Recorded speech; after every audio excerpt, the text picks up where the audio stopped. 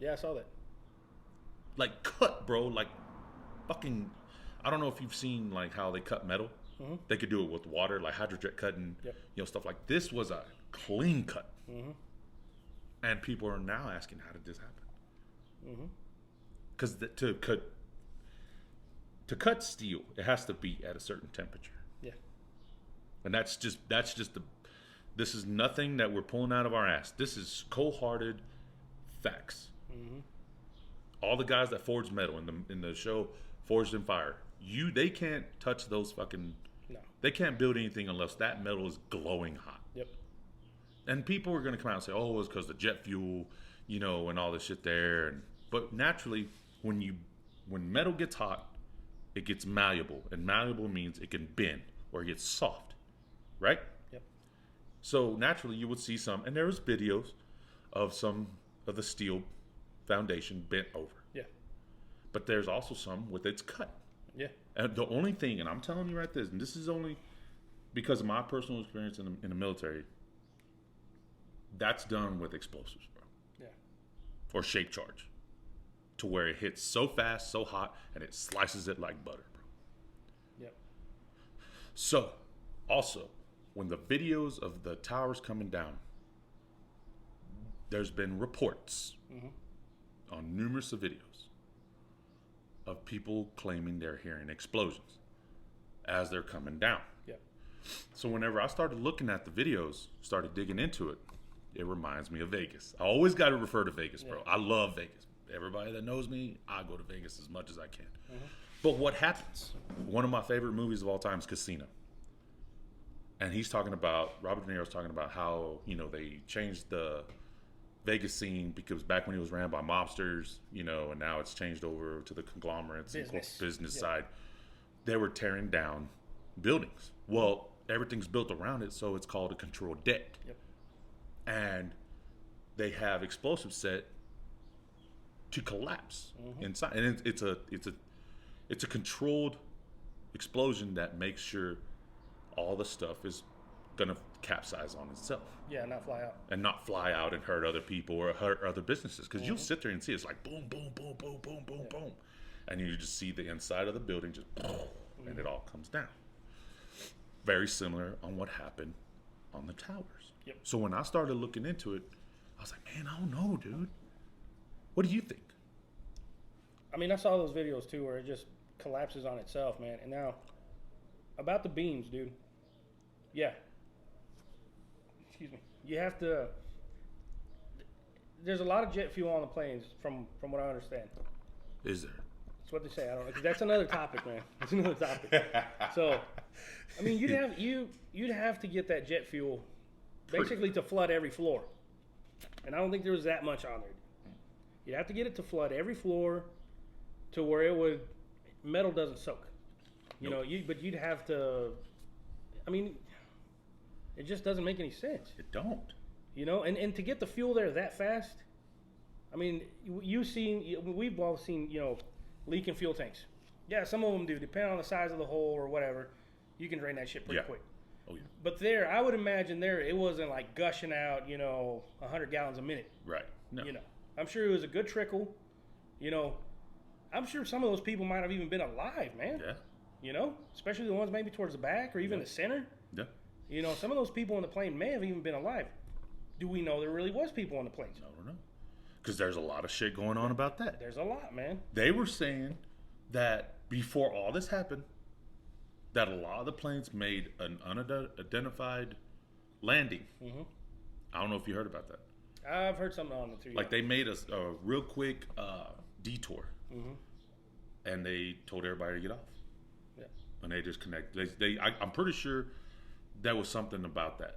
Yeah, and the counter argument there would be like, where are those people at? Yeah, exactly. Why didn't they come out and speak up and say, I didn't die. Yeah. I'm right here.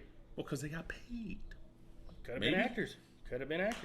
Nowadays they like to use, what do they call those actors? The crisis actors. Yeah. A lot of this shit happened before all this came out. Before Alex Jones was talking about some of this shit, before he was who he was. Oh yeah, that's right. I can't stand his voice. He wasn't that far gone yet. You know what I mean? But people back then weren't going to listen to what we're talking about now because, dude, it was fresh. Yeah. You know, people lost loved ones. You know, our country was attacked. Mm-hmm. You know, and then the media did real good about bringing up Pearl Harbor.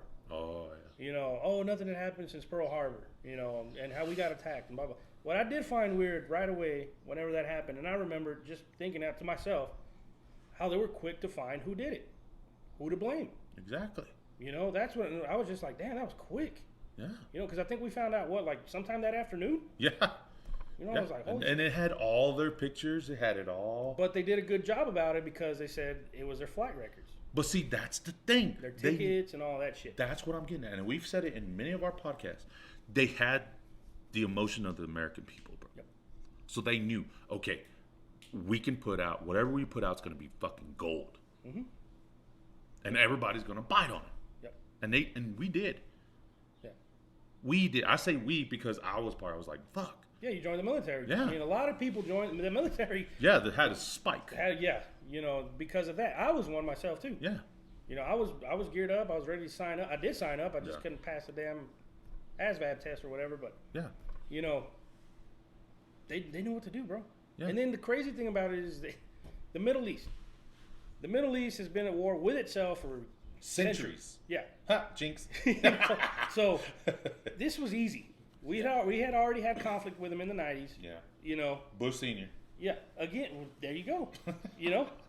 So it wasn't hard to blame it. If they're blaming it on, let's say, pick a country, man. Let's say Brazil. People wouldn't have believed that shit. No. They'd have been like, what? Yeah. But it was easy. The Middle East, for the Americans, is an easy scapegoat. Yeah, because they always there's what's over there, bro? There's oil. There's opium. I mean, dude, there's a lot. It's rich in natural minerals. Yes. A lot of guns dealers, too. A lot of arms dealers. Yeah. And money. Money there is, damn. Yeah, there's a lot of money there. Yeah. So that's what I'm saying, dude. So when you sit there and think about, and you pull the emotion away, Mm-hmm. and like I've said in the other podcasts, you know, previous to these, you know, when we look at stuff without your emotions attached to it, that's when you start looking at other things, and you could actually start putting things together. I'm like, man, that makes a little bit more sense. Yeah. Even though there's really nothing as far as paper that can prove it. Mm-hmm. But I mean, it's just your inner thoughts. You're like, man, this makes a little bit more sense, you know. Yeah. And I think they played a real good. And if let's just put the if out there. Yeah. If this is what was really happening, you know, they did it good, bro. No, they did. They did, and they picked the perfect person to do it too, dude. Yeah, George Bush. Junior's fucking. Yeah. Why? Because he was from Texas. Yep. And who his dad was. Yeah, who was his dad? You know, he had to fill them shoes. You know what I'm saying? And he was Republican. Yep. So they do. Man, I'm telling you, man. They are so, and I've said it in another podcast too.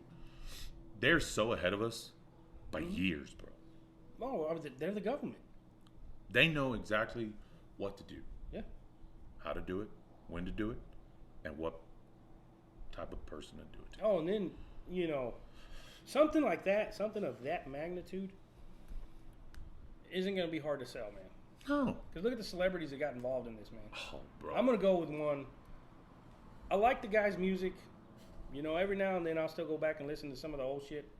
But to me, when Toby Keith came out, you know, and I get it, you know, we all felt patriotic, you know. Yeah. But I look at it now and I'm like, this son of a bitch. Yeah, bro. The money he made, bro. Yeah. The money he made that he's not even putting shit out anymore. No, he's not. You know? You know, and that was the thing, dude. Like, when you hear those songs, my daddy served in the army, whatever. Put a boot in your ass and all this shit. Dude, it gets you hype. Yes, it does. You're like, fuck yeah. Yeah. I'm glad to be an American, or whatever the case. Oh, shit, hold on. Getting some shit here. Is that mine? Yeah, it was mine. All right. But, you get what I'm saying? We're probably going to get some shit for this, bro. And that's fine. And when I do talk to people about this subject, because a lot of people don't like to touch on it, just simply because they're either not educated on it, don't care about it, or just don't want to have that conversation. Right. I do tell people, especially out where we work at. Oh yeah, dude. As soon as they hear "fuck Toby Keith," bro, Oh shit. they want to rip the shirt off like Hulk Hogan, bro. Yeah, you'll see it. Their mannerisms What? are like, "What the fuck you say?" Yeah. Look, dude. Look, I get it, right? Toby Keith was one of the many. Okay. Yep. I just don't want for you because I know I trash on Aaron Lewis. Okay. Anybody that's been a continuous follower and listens to our stuff, they obviously know now that I have zero respect for Aaron Lewis. Yeah. Okay. That's how I feel about Toby Keith too. Yeah. So, but that's what I'm saying. Those songs, and it's like they say, music has always been the root of people making them think one way or another. Mm-hmm. And it's always because, dude, that was that at those times, that's when the US got together as one. Yeah, you start seeing, more American flags. Because I remember when I was younger, we didn't fly American flag in my house. Right. We didn't. Yeah. Right after that, boom, American flag. Boom, American flag. Oh, yeah. Boom, American flag. Boom, American Chinese flag. made money on these American flags, bro. You get what I'm saying? Yeah. Yeah. They weren't made in the U.S. until you get that U.S. tag. Yeah. No, yeah, but it brought Americans together. It really did, man. It did. People didn't look at color. They didn't look at party. They didn't look at nothing. No. It was just simply, an American thing, dude. Yeah. Everybody was like, hey. And that's when I noticed a lot more people were being more friendly. Yep. Yep. Hey, how you doing today, sir? And and that right there.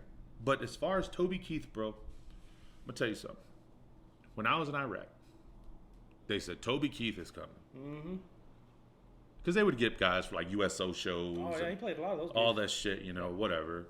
And that was cool, just to have a change of, whatever. But dude, that guy made a shit ton of money. Yeah, he did. On it. He sold it. He sold it good. Yeah, he did. And I think he's from Oklahoma. I think he's an Okie. Yeah, and Oklahoma, we know, is very conservative. Yeah, they are. Yep, very patriotic, very conservative. Yeah, and dude, man, I sat there and I looked at him because I have pictures, and I just had this disgust with him. Mm-hmm. You know what I'm saying? Yeah. But at the same time, a lot of the other soldiers were because I've always been that kid that always by himself. Real quick story: when I was little, in elementary school. When my mom would take me first day of school, bro. Yeah. Shit you not. Every year, bro. I'll never forget it. The teacher would ask, or my mom would ask the teacher, where do you have my son? Because you could go and ask that. Yeah. Where Yeah. And dude, I shit you not. And it's always been, I guess it migrated throughout my life where I've always kind of been a loner. Because she said, put my son over there in the corner. Mm-hmm. And the teacher's like, why? School hadn't put him in the corner. I know my son. He's a natural talker. Yeah, I was gonna say, man, people that know you're probably like, what? He's a natural talker. And my son's the same way. He'll get in trouble for just pandering on, talking. Hey, what's up, man? And that's how I was. So my mom knew automatically, put him over in the corner because he's not going to get anything done. Yeah. He's going to annoy you, and he's going to keep you from teaching your class. Yeah. So naturally, I was always pushed by myself, looking at the blackboard, bro. God, you never, dude. And did that fuck with me psychologically? Yes, it did. Because you know what? I've always been a loner. Yeah. Because I had a brother and I had a sister, but they were way older than me. They were more than almost, my brother was 7 years older than me. My sister was 10 years older than me. Oh, yeah. So I was kind of like the only kid.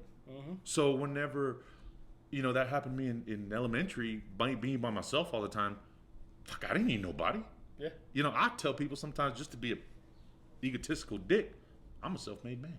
Yeah. I talk myself. I talk to myself. And I answer myself. You know what I'm saying? Yeah. But to tie that into what we're talking about, it's just like when I see stuff like that, when I saw Toby Keith, I was off to my side. I was off by myself. I didn't have everybody where they were all sucking his ass and shit. Like, oh, Toby Keith. I was just sitting there looking at him.